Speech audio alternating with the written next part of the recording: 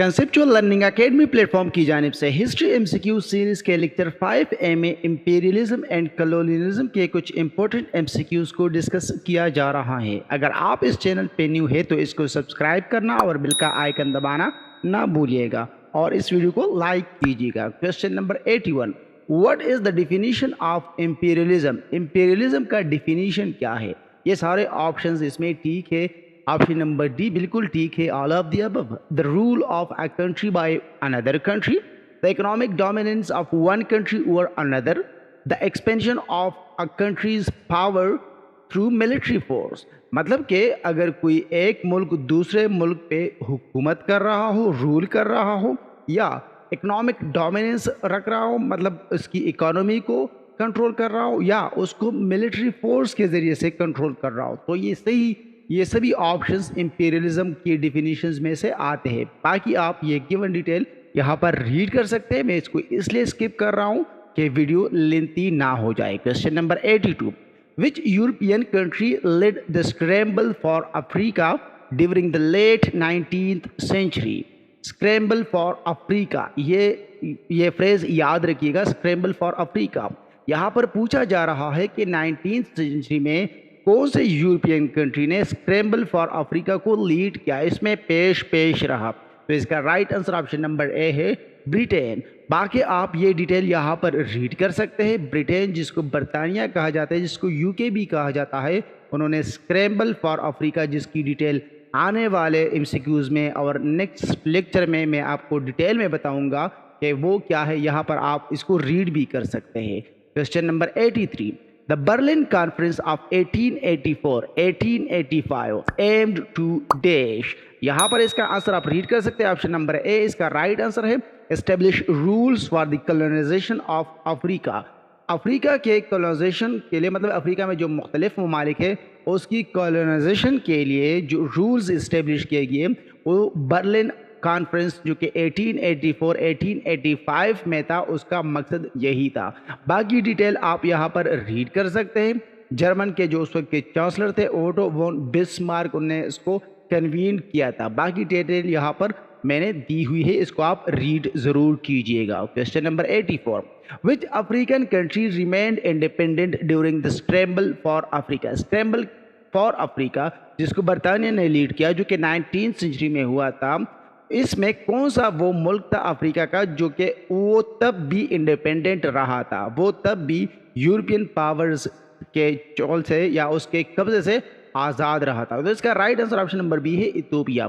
बाकी आप यहाँ पर रीड कर सकते हैं। इथियोपिया को federal democratic Republic of Ethiopia भी कहा जाता है। ये एक लैंड लॉक कंट्री है, मतलब इसके चारों तरफ दूसरे ममालिक के कोई समंदर इसके साथ टच नहीं है, कोई साहिल इसका नहीं है। हिस्ट्री भी यहाँ पर दी हुई है, आप इसको रीड कर सकते हैं पीडीएफ को इसी वीडियो के डिस्क्रिप्शन से फ्री ऑफ कॉस्ट डाउनलोड करके। Question number 5, which Asian country was referred to as the jewel in the crown of the British empire? British empire के लिए ऐसा कौन सा एशियन कंट्री है जिसको जेवल इन द क्राउन कहा गया? तो इसका right answer option number A है, इंडिया।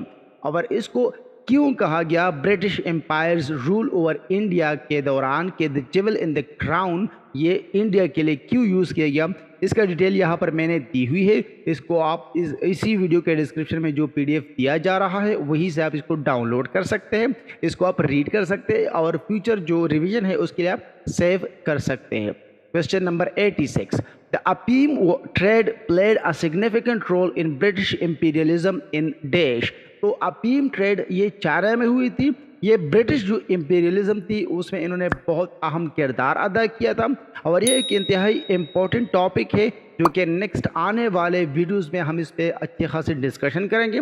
यहाँ पर इसलिए मैंने इसकी अच्छी खासी डिटेल दी हुई है, इसको आप रीड कीजिएगा फ्री पीडीएफ डाउनलोड करके। मैं अगर आप यहाँ पर इसकी एक्सप्लेनेशन करूँगा, जो अपीम ट्रेड विद चाइना है, या अपीम वार्स हुए थे 1839 से 1842 तक, इसके जो मुख्तलिफ इवेंट्स थे, इसको अगर मैं यहाँ पर डिस्कस करूँगा तो ये वीडियो बहुत लेंथी हो जाएगी। इसलिए आप इसका पीडीएफ डाउनलोड करके इसको आप अपने साथ सेव भी कर सकते हैं और इसको आप रीड भी कर सकते हैं। Question number 86, which European power established colonies in present day Canada and the United states.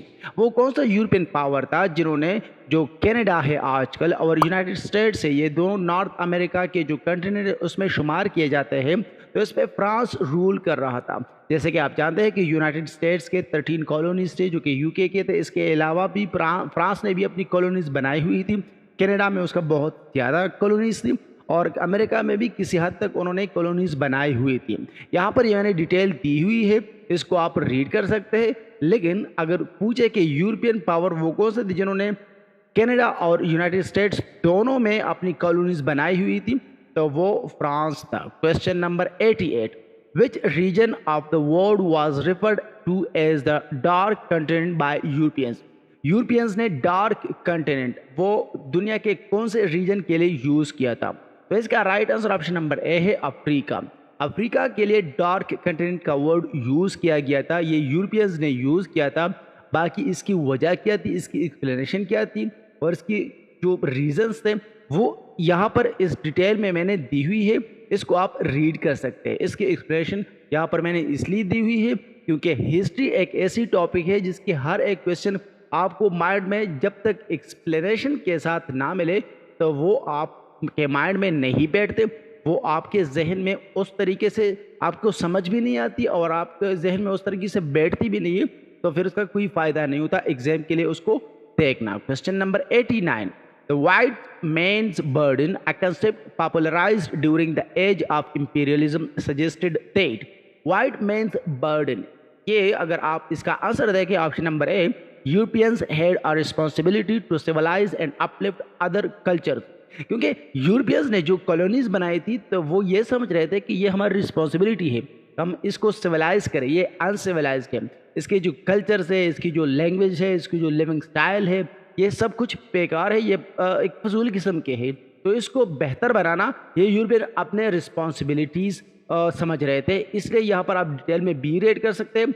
जो रुडयार्ड किपलिंग थे 1899 में उन्होंने इसी नेम पे एक पिम भी लिखी थी, एक नज़म लिखी थी। इसके अलावा वाइट मैन बर्डन का मतलब यही था कि यूरोपियन अपनी रिस्पॉन्सिबिलिटी समझ रहे थे। Question number 90, which European power control much of the south east Asia including present day Indonesia, Malaysia and Vietnam. ये ममालिक जिनका मैंने नाम लिया, ये इसको कौन से यूरोपियन पावर ने इसको कंट्रोल किया, इसके साथ साथ साउथ एशिया में भी अपनी कॉलोनीज बनाई हुई थी? तो इसका right answer option number C है नीदरलैंड्स। नीदरलैंड्स ने यहाँ पर अपनी कॉलोनीज बनाई हुई थी। नीदरलैंड्स के कौन कौन से कॉलोनीज थे, उन्होंने कहाँ पे हुकूमत की थी, तो इसका मैंने डिटेल में नेम दिए हुए हैं। डच ईस्ट इंडीज जो इंडोनेशिया था, सुरीनेम या नीदरलैंड्स, एंटिल्स, इस तरह के कुछ इलाके थे। बाकी डिटेल आप यहाँ पर रीड कर सकते हैं। इसका फ्री PDF आपको इसी वीडियो के डिस्क्रिप्शन में मिल रहा है। बाकी कुछ स्टूडेंट्स कह रहे हैं कि सिर्फ 10 MCQs को क्यों ऐड किया जा रहा है, तो इतने छोटे छोटे वीडियोस में इसलिए बना रहा हूँ कि एक तो आपको एक्सप्लेनेशन के साथ मैं समझा सकूँ, बाकी आप बोर ना हो, आप छोटी सी वीडियो देखें, आप मुख्तसर फाइल को देखें, इसको आप रीड करें तो फोकस के साथ रीड करें। जो भी क्वेश्चन हो, 10 क्वेश्चन होते हैं, इसमें मालूमात एक्सप्लेनेशन हम बहुत ज़्यादा दे रहे हैं, इसलिए आप इसको अच्छे तरीके से ग्रैब कर सके, आपके माइंड में ये बैठ सके। ज़्यादा लेंथी वीडियो या ज़्यादा क्वेश्चंस अगर आप एक ही टाइम पे रीड करें और आपको उसकी समझ ना आए, जहन में ना बैठे, तो इसका फ़ायदा ही नहीं होता। बाकी यहाँ पर मैं आपको एक्सप्लेन करता चलूँ कि अगर आपको हिस्ट्री के मुख्तलिफ टॉपिक्स पे वीडियो चाहिए तो इसके लिए हमने एक अलग प्लेलिस्ट बनाया हुआ है। इसी तरह अगर आपको सिविक्स पे या पाकिस्तान हिस्ट्री पे, वर्ल्ड GK पे या इस तरह के इंस्टीट्यूशंस को चाहिए, या आपको मुस्लिम या वेस्टर्न फिलासफर पे वीडियो चाहिए, या मुख्तलिफ सब्जेक्ट की आप तैयारी कर रहे हैं, तो हर एक सब्जेक्ट का हमने अलग अलग प्लेलिस्ट बनाया हुआ है जिस पे हमने एक्सप्लेन वीडियो फ्री PDF के साथ अपलोड किए हुए हैं। इसीलिए आप हमारे चैनल कंसेप्चुअल लर्निंग एकेडमी को सब्सक्राइब कीजिएगा और बेल का आइकन दबाएं। इसके अलावा हमारे फेसबुक पेज को फॉलो कीजिएगा और हमारे व्हाट्सएप ग्रुप जो कि फ्री ऑफ कॉस्ट है उसको आप ज्वाइन कर सकते हैं। Thank you.